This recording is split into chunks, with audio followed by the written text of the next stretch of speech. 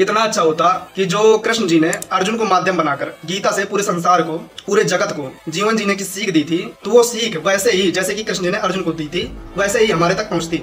लेकिन ऐसा नहीं हुआ भाई। हमारे बहुत से तथाकथित गुरु रहे हैं, गुरु हैं जिन्होंने गीता के जो श्लोक है उनका अक्सर अनुचित रूप से विवेचना की है और बेचारी जनता जो है वो भ्रमित रही है।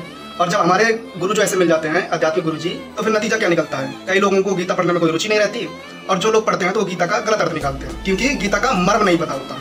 और हमारे बहुत सारे मोटिवेशनल स्पीकर्स आ जाते हैं जो फिर अपनी जो लोभी वृत्ति है तो उसके केंद्र में गीता को रखकर श्लोकों के अर्थ निकालते रहते हैं।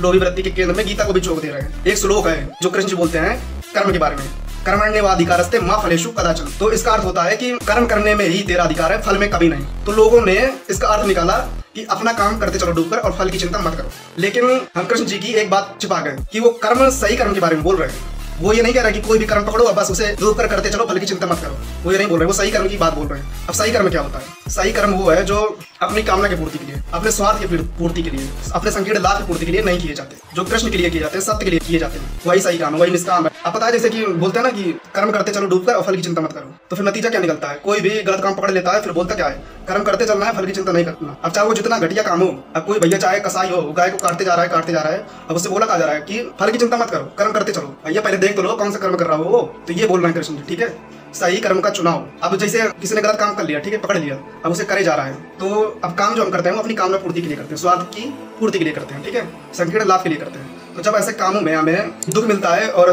तनाव मिलता है तो फिर खुद को बहलाने के लिए क्या बोलते हैं? काम करते चलो, फल की चिंता मत करो।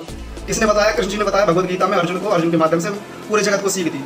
ये सीख नहीं दी भैया, फिर से सुनो, कर्मण्येवाधिकारस्ते मा फलेषु कदाचन। कर्म करने में तेरा अधिकार है, फल में कभी नहीं, ये बोला है। और सही कर्म, निष्काम कर्म के बारे में बोला है। अच्छा, तुम निष्काम कर्म करते हो ना, मतलब निष्काम मतलब जिसमें कोई कामना हो ना हो, तो मतलब आप तुम निश्चिंत रहते हो, सिर्फ काम करते हो, फिर चिंता होती ही नहीं है। फिर बोलना नहीं पड़ता कि चिंता मत करो, काम करो। चिंता होती ही नहीं है जब सही कर्म करते हैं, ये बोल रहे हैं कृष्ण जी। तो भगवत गीता का मर्म समझो। और हाँ, भगवत गीता पढ़ेंगे ना तो आप आचार्य प्रसन्न जी से पढ़ सकते हो, उन्होंने बहुत सारी पुस्तकें लिखी हैं और बहुत सारे सत्र हैं यूट्यूब पर, तो उनसे पढ़ो। ये बहुत से आ जाते हैं ज्ञान पेन में भगवत गीता के बारे में, श्लोक में ये लिखा है, वो लिखा है। अब बहुत सी चीजें जो भगवत गीता में नहीं लिखी हुई हैं, लेकिन बताया जा रहा है जैसे कि जातिवाद का समर्थन भी कृष्ण जी कर रहे हैं। तो बहुत सी जो कुरीतियां हैं, परंपराएं हैं, उनको भी सही साबित करने के लिए भगवत गीता का प्रयोग किया जा रहा है।